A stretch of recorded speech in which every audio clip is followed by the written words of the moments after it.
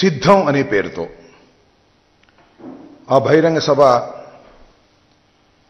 కని విని ఎరుగని రీతిలో అశేష ప్రజానీకం ఉత్తరాంధ్రలో పార్టిసిపేట్ చేసి మరింత నూతనోత్సాహాన్ని వైఎస్ఆర్ కాంగ్రెస్ పార్టీ క్యాడర్ కలిగించటమే కాకుండా ప్రత్యర్థి రాజకీయ వర్గాలలో గుండెల్లో దడపుడించే విధంగా పెద్ద ఎత్తున ఈ సిద్ధం అనే బహిరంగ సభ జరిగిన విషయం మీ అందరికీ విదితమే. ఆ బహిరంగ సభలో జగన్మోహన్ రెడ్డి గారు అనేక విషయాలను స్పృశించారు, అనేక విషయాలను ప్రజలకు చెప్పేందుకు ప్రయత్నం చేశారు. తాను పరిపాలనలో వైఎస్ఆర్ కాంగ్రెస్ పార్టీ అధికారంలోకి వచ్చిన తర్వాత ఏ ఏ కార్యక్రమాలను నిర్వహించారో, ప్రజలకు ఏ విధంగా ఆయన తోడ్పాటునిచ్చాడో, ఎంతటి చక్కని పరిపాలన ఇచ్చాడో చెప్పుకునేటటువంటి ప్రయత్నం చేశారు.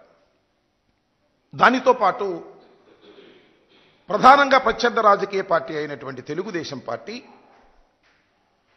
అంతకుముందు 5 సంవత్సరాలు, అంతకుముందు 9 సంవత్సరాలు, మొత్తం చంద్రబాబు నాయుడు గారు 14 సంవత్సరాలు పరిపాలన చేసినటువంటి విధానాన్ని కూడా స్పష్టంగా వివరించేటటువంటి ప్రయత్నం చేశారు. చంద్రబాబు నాయుడు గారిని సూటిగా కొన్ని ప్రశ్నలు కూడా అడిగారు. అయ్యా చంద్రబాబు నాయుడు గారు, మేము ఇన్ని కార్యక్రమాలు చేశాం, ఈ రాష్ట్రంలో ఈ విధమైన మార్కును మేము వేశాం, జగన్మోహన్ రెడ్డి మార్కును వేశాం, వైఎస్ఆర్ కాంగ్రెస్ పార్టీ మార్కును వేశాం, మీరు 14 సంవత్సరాలు ఈ రాష్ట్రాన్ని పరిపాలించిన మీరు ఏ గ్రామమైనా వెళ్ళి, ఈ రాష్ట్రంలో ఈ విభజిత ఆంధ్రప్రదేశ్లో ఏ గ్రామమైనా మీరు సెలెక్ట్ చేసుకుని వెళ్ళి ఆ గ్రామం నడిబొడ్డులో నుంచొని ఈ గ్రామానికి ఇదిగో ఇది చేశాను అని చెప్పగలరా అని అడిగారు. దానికి సమాధానం చెప్పలేకపోతున్నాడు చంద్రబాబు నాయుడు గారు.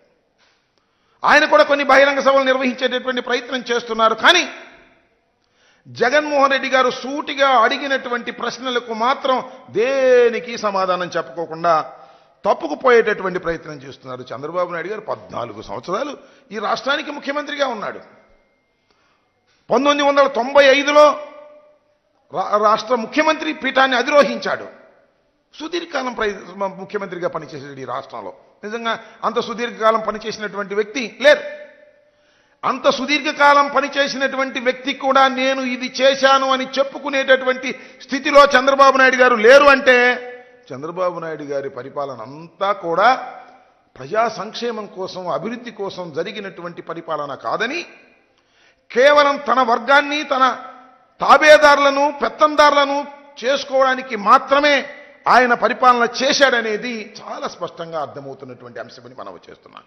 సమాధానం చెప్పుకోకుండా ఏదో ఊసిపోయిన కబుర్లు, సొల్లు కబుర్లు, ఊకదంపుడు ఉపన్యాసాలు చెప్పి, బాలకృష్ణ సినిమాలో డైలాగులు చెప్పి ఏదో ప్రజల్ని మభ్యపెట్టాలనేటువంటి ప్రయత్నం చేస్తున్నారు.